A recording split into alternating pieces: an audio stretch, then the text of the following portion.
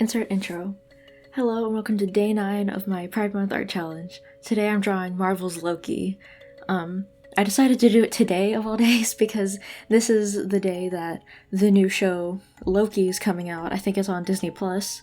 I really want to watch it. Loki is like one of my favorite Marvel characters. I don't know, I feel like they're really just a really interesting character compared to a lot of other Marvel villains. Because I've noticed, like, the majority of the time the Marvel villains are, like, very one-dimensional. Like, their character designs are amazing. Like, as someone who's studying character design, I feel like I could take a lot of, inspiration from Marvel. But, like, personality-wise, I feel like they're just the opposite of the main, like, protagonist. Like, for example, I was watching WandaVision, and, like, spoilers for WandaVision, by the way. If you don't want to hear that, skip ahead a little bit, probably. When the villain was revealed to be, like, Agatha, I almost called her Agnes, that's her fake name. When it was revealed to be Agatha, like, yes, her design was amazing, and I love, like, all the purple and stuff, because purple's my favorite color. And, like, I love the flowy cloak, and, like, you know, how just ethereal and mysterious that it looked. But personality-wise, she was basically just, like, the opposite of Wanda. Like, Wanda's, like, most of the time is very, like, chill and collected and, like, I don't know, she always has, like, this serious look on her face. But Agatha, like, personality-wise, she's just, like, the opposite. Like, I feel like that's usually just, like, a little boring and one-dimensional. Like, all the villains are just, like, one-track mind. Literally nothing else to their character. But, like, villains like Loki and Thanos, I feel like they're way more interesting because they have goals that sort of go outside of, like, the 1 or 2 movies that they get, and they sort of, like, connect to the Marvel universe more. For instance, how Thanos, like, he literally had his whole, like, he had his role in Guardians of the Galaxy, and then he had, you know, in Infinity War and Endgame and all that, and it sort of, like, tied together all the other shows that they're coming out with now, too. And Loki, he was a big part of, like, all the Thor movies. I'm pretty sure he was a part of the Thor movies. I mean, if he wasn't, I feel like that would be pretty weird.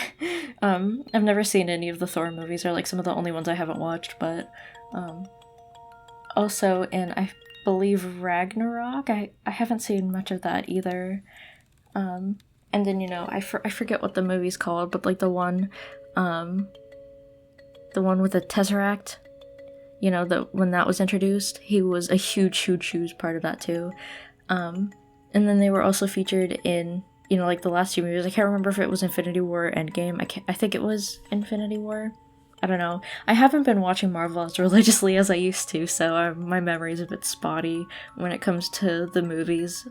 So anyway, it has been confirmed by the creators of the new show Loki that they are gender fluid, and I, like, literal days before the show, like, had confirmed it, I was talking to my dad about how disappointed I was that Marvel never did anything with Loki's gender fluidity. Before I go on a tangent, a gender fluid person is a person who doesn't have a fixed gender. Like, their gender can change over time. And note that I said gender, not sex. I looked up both of those definitions beforehand, like, just so I could, like, confirm my knowledge. Like, I had it right, but I just wanted to double check with myself because I didn't want to, like, stutter and sound wrong while I was recording. Anyway, I was so disappointed that Marvel never did anything with Loki's gender fluidity, because, like, as the god of mischief and lies, I feel like that's a pretty interesting trait to have. Like, I know in Norse mythology, which is where Loki's character in Marvel originated from, they had used, like, their gender fluidity to trick people. I know. I haven't, like, done the most in-depth research, but I want to. I've just been really preoccupied lately. But I feel like it would have been so interesting to see something in, like, some of the earlier Marvel movies.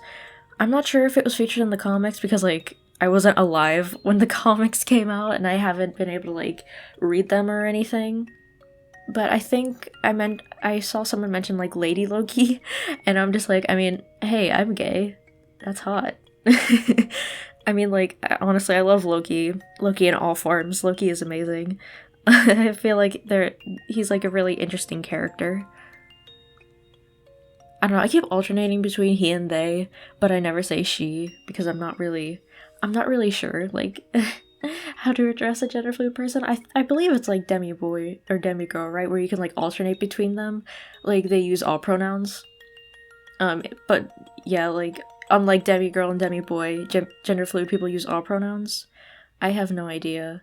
Let me double check. Okay, so basically, for a gender fluid person, it basically depends on their personal preference. Like, they can prefer to use their pronouns assigned at birth, like, just to help, like, their family and, like, make it easier on, you know, the people they're close with to use their pronouns. They can use gender neutral ones, just to, you know, tell people that they're not a part of the gender binary, or they can use the opposite, or, they can use all of them.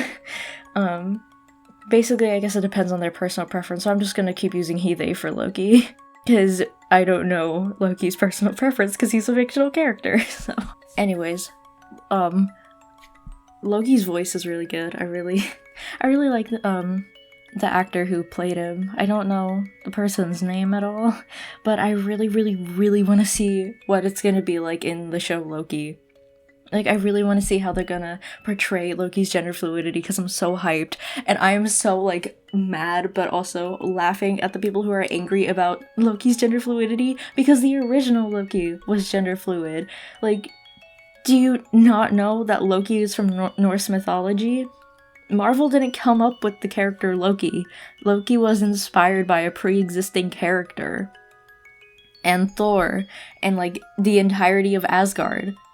That was inspired by Norse mythology, where Loki was gender fluid. Like, these people swear that, like, everything's a part of an agenda, but, like, this is just being more accurate to the character, if anything. Like, I'm so happy that Marvel did this, and, like, they're sticking with it, unlike someone like Disney, who can't even make, like, a gay character. Oh my god. Alex and I were talking the other day. Like, people were wanting Disney to make, like, a poly relationship, like polyamorous, not, polysexual or anything. But, like, I'm pretty sure they don't even know what polyamorous means, let alone, like, them actually making a couple characters polyamorous. Because, like, they won't even make a character gay. How are they gonna make a character poly? Also, sorry if the audio is a little bit weird in this one. I just went to the orthodontist to get my, the wires on my braces tightened. And I got a rubber band put on the right side of my face, so I'm kind of a little bit sore right now. Anyway, that's it from me. Happy Pride Month. I hope you stay safe and enjoy it, and insert outro.